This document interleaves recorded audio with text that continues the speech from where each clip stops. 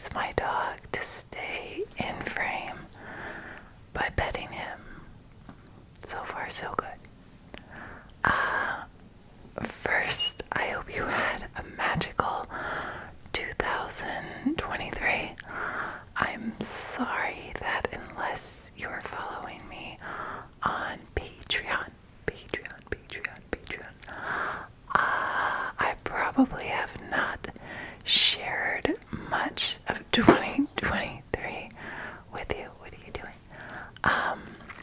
It's been a very, very busy year of proving to myself and this dog and the universe how obsessed I am with this dog. We've been really busy all year, so he is the main character of 2023 and of today's Whisper Ramble. So for those of you who don't know, for Shock's 14th birthday, August 2022, he was diagnosed with diabetes, and shortly thereafter hypothyroid, and a week after he became diabetic, he actually went blind. So I went from having a perfectly easy to take care of healthy dog to having a dog with several debilitating illnesses within the span of a week. So it was rough for a hot minute. Doggy diabetes is a formidable foe. It's really a lot. I can't stress that enough.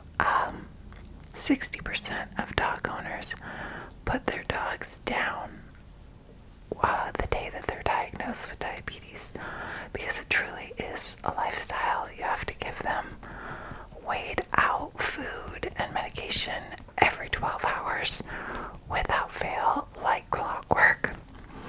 And even if you do that and you do it perfectly and you find out exactly what they should be eating, other complications, in our case widespread food intolerances, hypothyroid, and important micronutrient deficiencies. Even if you do that, you have to monitor blood sugar. That's what this lovely little device over here is for, that he will not let you see. He's shy about his Libra, and that's continuous glucose monitor, because several days and nights, for no apparent reason, instead of being perfect, his sugar has been really, really low, to the point where we've needed life-saving cookie interventions. It's these like dog treat graham cracker cookies, and they are our go-to method for getting his sugar up quickly without spiking it too much. Oh, we lost him. I tried. Sacre bleu. Anywho, that is my maintenance dog back there, and so I spent a significant part of this last year navigating his diet. That was a whole thing. I looked for months for a doggy nutritionist. Finally found one. She's great, lovely, wonderful. Introduced us to oysters.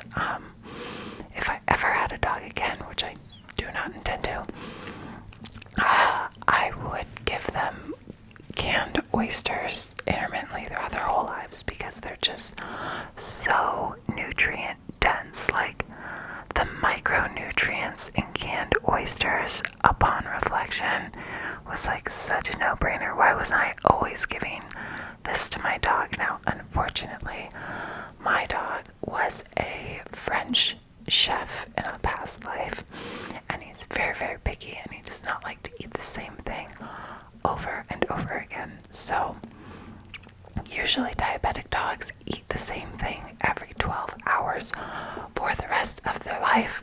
My dog throws in some intermittent hunger strikes, just if I'm not nearly like stressed out enough. He can sense it with his doggy senses, and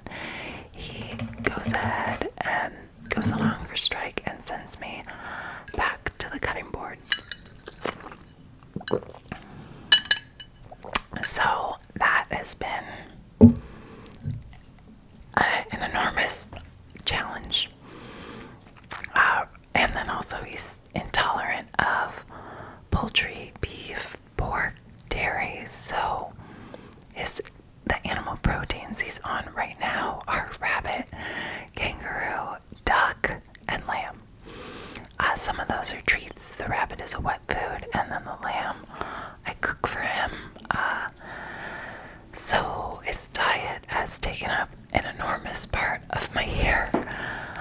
And then it's also like some sugars process faster than others, and so his sugar might be good and then go up high, or it might be too high in the beginning and then go down low.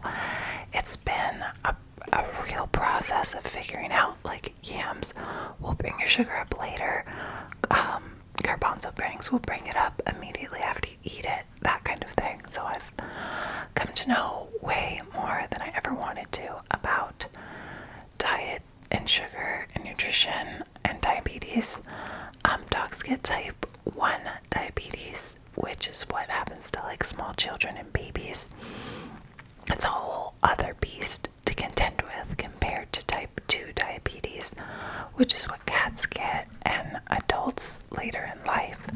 And type 2 diabetes, like the pancreas still works a little bit, so you don't have to be a perfect pancreas every single day the way that I do. I have to be a perfect pancreas day and night, and even if I'm a perfect pancreas, sometimes because of micronutrient deficiencies in his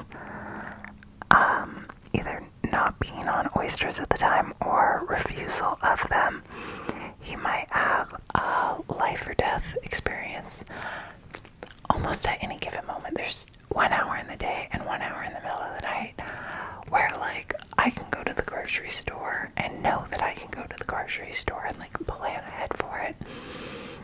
So it's been a lot. It's been a lot to contend with. I wouldn't wish doggy diabetes on anyone. In addition to that, I tried to get Jacques into a stem cell study. That did not work. The mice study, they were able to like completely reverse diabetes, and that's what's published. So that's what I found, and I was like so excited. But then the closer we got to the evaluation, the more information they gave me, and in fact, they had only been able to reduce the amount of insulin that dogs need. It was a stem cell study, and you still had to give your dog a shot twice a day, every day. You still had to weigh everything out. Like, there really wasn't going to be a lot of benefit aside from like top-notch medical care and evaluations. So that was enough of a carrot on a stick for us to go in for the evaluation. Unfortunately, they ended up refusing Jacques, saying he wasn't eligible because he had a previous carcinoma. He had a tiny spot of cancer on his wrist years ago. It was removed. It was slow growing. It's not expected to ever come back. But for whatever reason, that was enough for them to disqualify us from that. So that was another part of this year for me. We also moved into the middle of nowhere in the desert. It's so hot. I can't stand it because talking eye surgery here was much more affordable compared to where we were. It's still horrendously expensive. One of his eyes didn't qualify because he had a mineral deposit, which was like actually really frustrating because I had already brought him to 2 different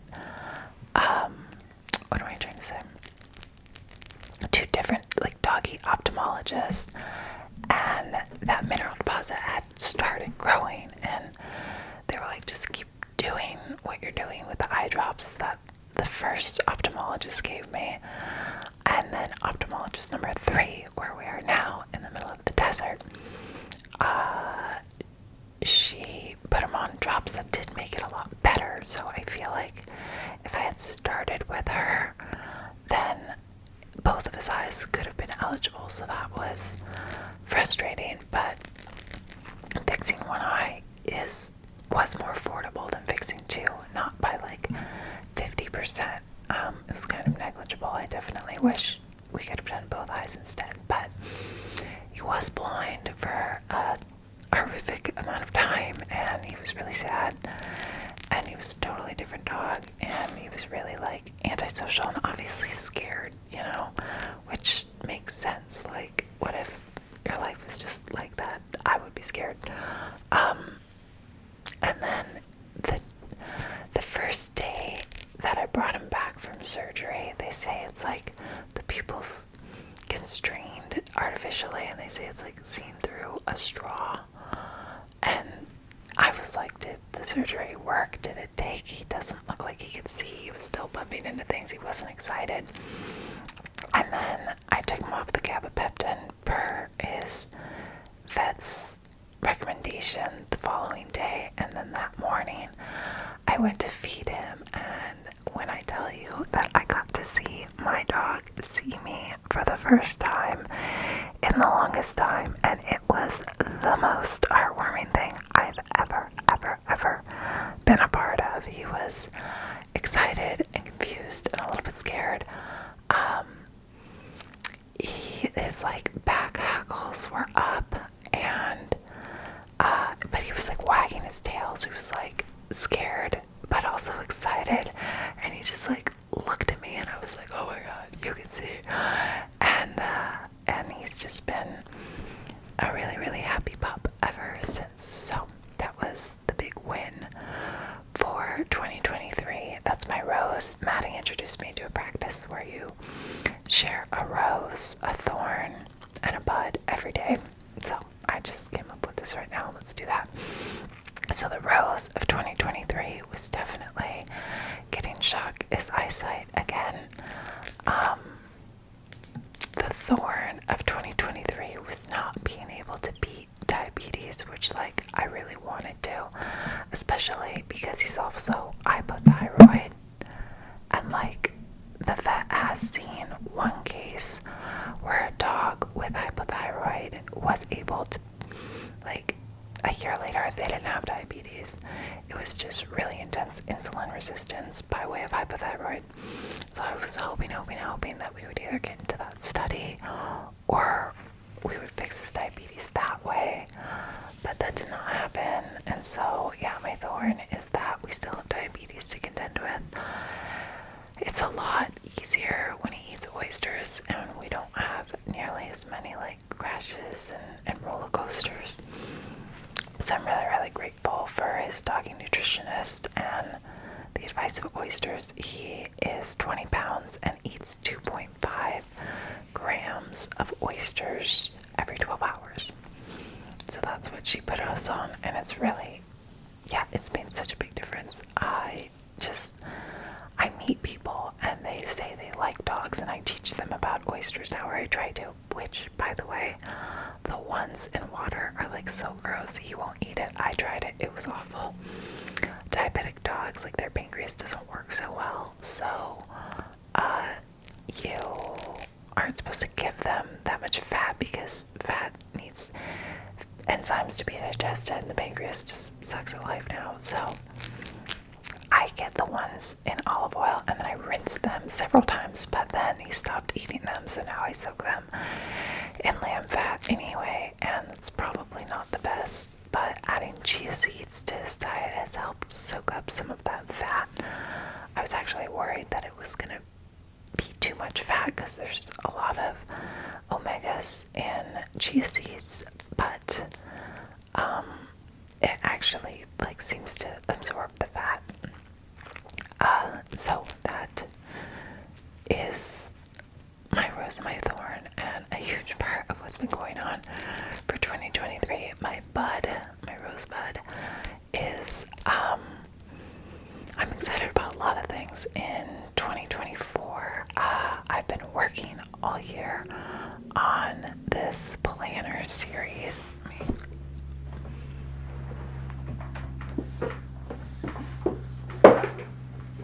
So here's one of the planners, and I'm so proud of this series. I think that they're amazing. I'm not just saying that because I made them.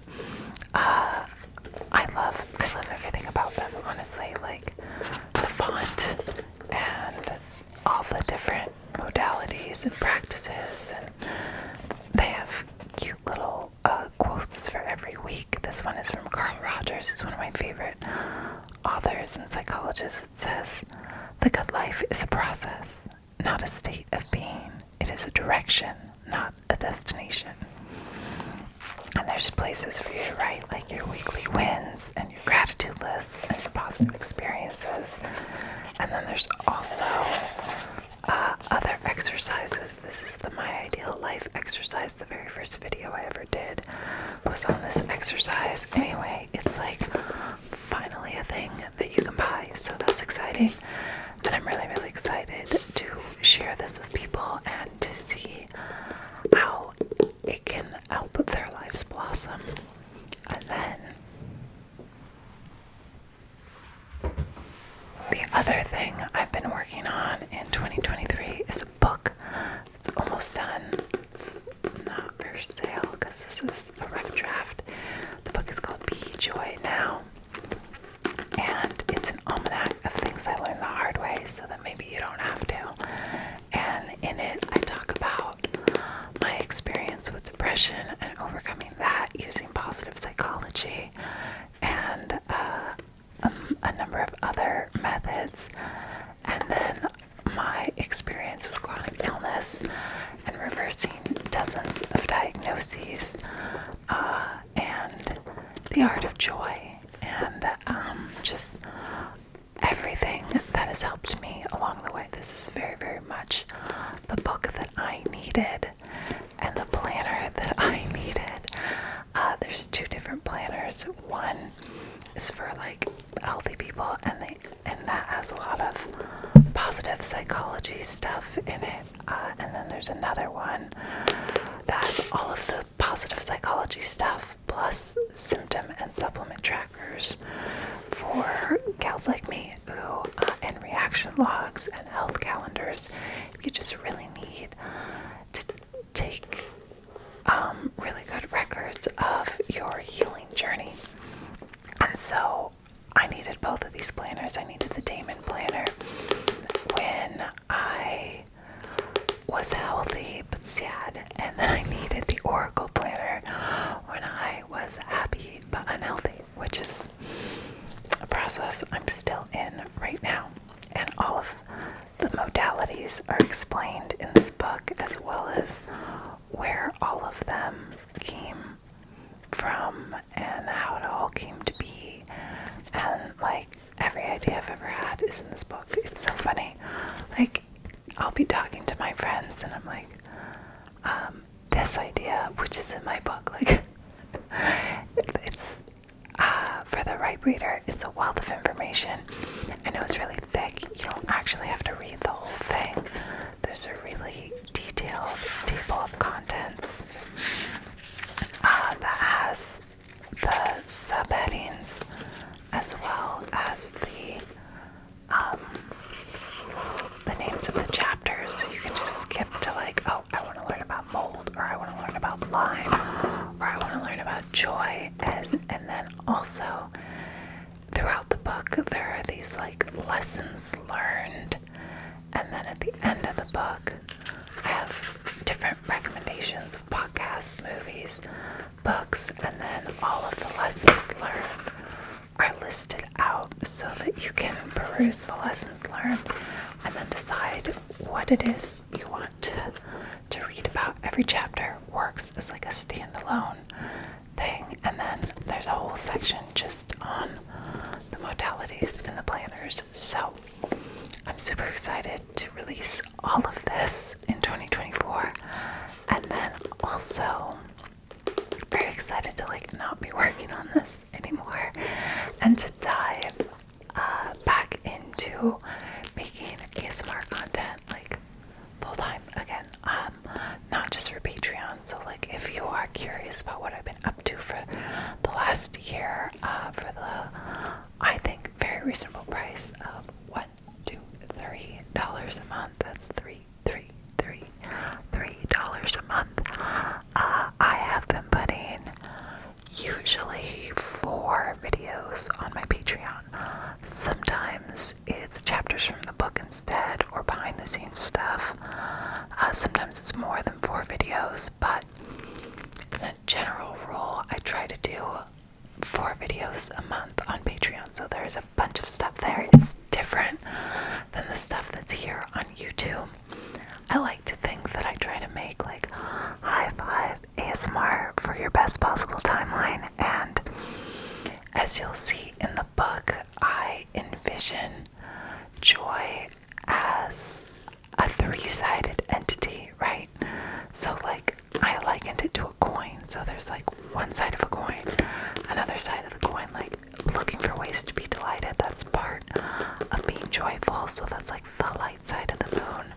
Then you have the dark side of the moon, or the dark side of the yin yang, and that is navigating things that are not so delightful, which is an integral part of being joyful. You can't just escape pain, you have to contend with it. So there's like looking for ways to be delighted, dealing with the things that are not so delightful, and then the coin's edge, or like the serpentine line in between a yin yang, is that space between the things that are delightful and the things that are painful, and all of the habits that you can develop in between those states that can help you, empower you to be delighted more often and contend with the things that are not so delightful.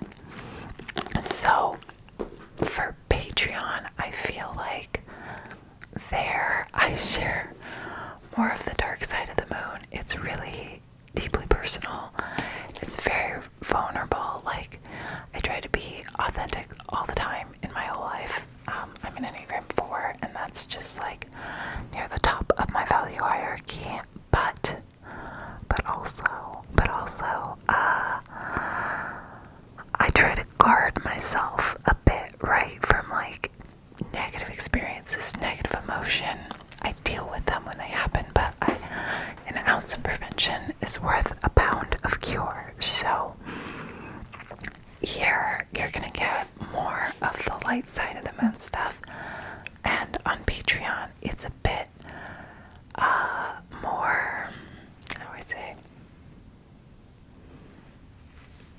it's dark side of the moon stuff. It's the heavy stuff that I'm dealing with in my life, whether it's my dog's diabetes or my illnesses or my friends and loved ones contention with negative emotion. Like, that's just part of life. So sometimes I feel bad because I feel like the content there isn't super relaxing, but then I feel like I always try to do 3 things, just like in my life and with my content, and just in general, because how you do anything is how you do everything.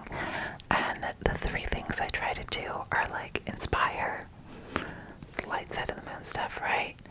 Validate, that's dark side of the moon stuff, and educate, that can be either light side, dark side, the serpentine line, the coin's edge. So even though a lot of the stuff on my Patreon like isn't necessarily like as high vibe as this space is here, it's authentic, it's real, and it's probably relatable. So it's a space where you can get validated. That's my goal, my intention with that anyway. So I think I'm doing well with it. People seem happy. And so yeah, I plan on coming back to YouTube in a much more meaningful capacity in 2024 compared to 2023, and also releasing the series that I think has the power to change so many lives for the better, whether you are a sick girl like me, or a sad girl like I used to be, or none of those things.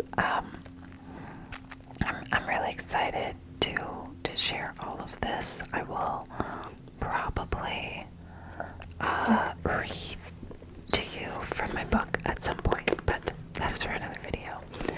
I just wanted to pop on, tell you what my 2023 has been like. This is my virtual ASMR Christmas card.